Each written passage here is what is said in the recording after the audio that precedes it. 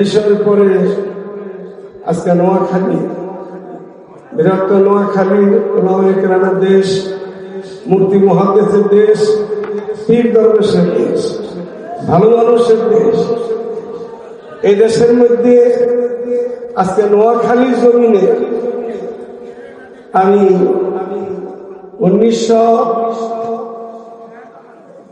65, 66, 67 থেকে 70 পর্যন্ত ওলামাদের লেখাপড়া করছিলাম। তখন আমি দেখছি মুসলমান মেয়েরা না, হিন্দু মেয়েরাও রাত্রে চলাচল করতো, সামনে একটা ছাতি মাথায় দিয়ে আসতো। সে নোয়াখালী মধ্যে আজকে বিষয় একটা না, এক কথাতে ইসলামের নামে কিছুই নাই, এটা দাবি করছে বদমাশ হিজবুত শয়তান। আজকে থেকে হিজবুত তাওহীদ বলে না বলাটা মুসলমানের জন্য ইমানি দায়িত্ব হবে।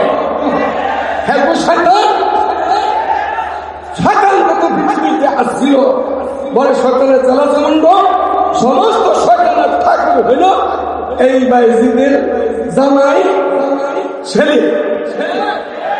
আমি বলবো সরকার বাহাদুরকে, আমরা আপনার সময় দেখলাম ওর বাড়িতে পুলিশ পাহারা।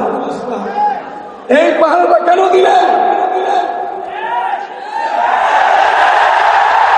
ভাবের ডাকাই, প্রাণের ডাকাই, নবী রাসূলের বেইজ্জত কইরা লোক ওরে পাহারা দিতে হয় কেন?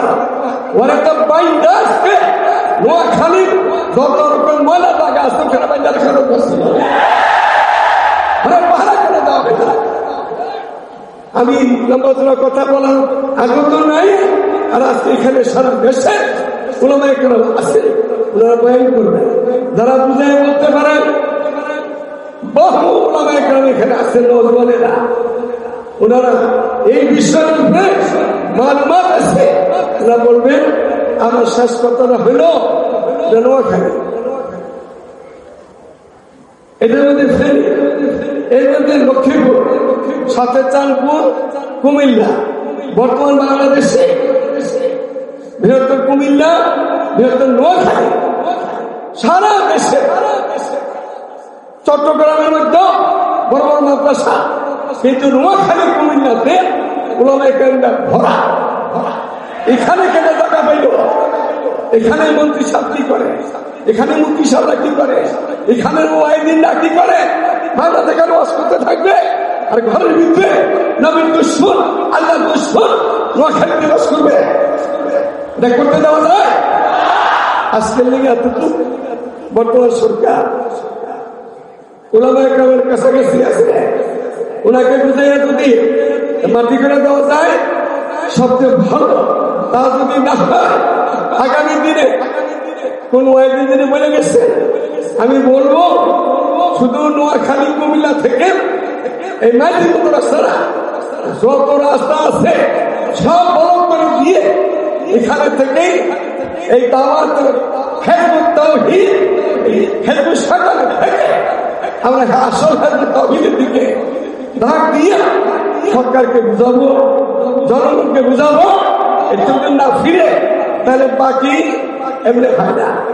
মোবাইল লাগবে, মোবাইল লাগবে। এই মোবাইল কার উপরে করবে তা জানি না, খালি শয়তানের উপরে করবে, না কোনো ওসির উপরে পড়বে, না দেশের উপরে পড়বে, না বিশ্বের উপরে পড়বে, সরকার করতে পারবে।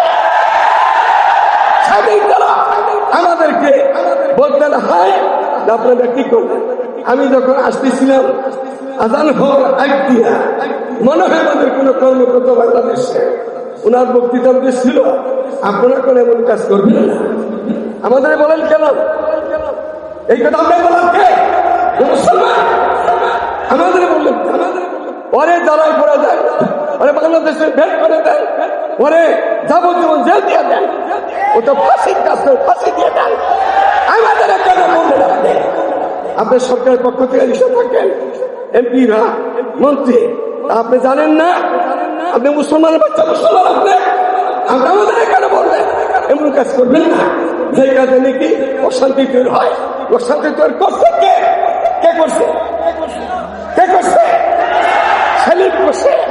সেলিমের এখনো কেন বলা হইল না?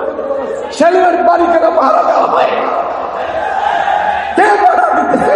তারাও সেলিমের দোষর করেনি। সাবধান, আমাদেরকে আল্লাহ তাআলা দেশ এখন শান্তিতে আছে।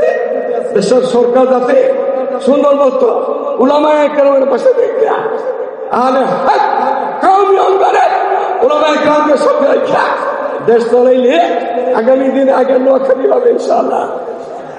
আগামী দিনে সারা দেশ আলোকিত হবে ইনশাআল্লাহ। আজিজ, আমরা যেন হেজবুত তৌহিদ না বলি, হেজবুত শয়তান। ওয়া আখিরু দাওয়ানা আলহামদুলিল্লাহি রাব্বিল আলামিন।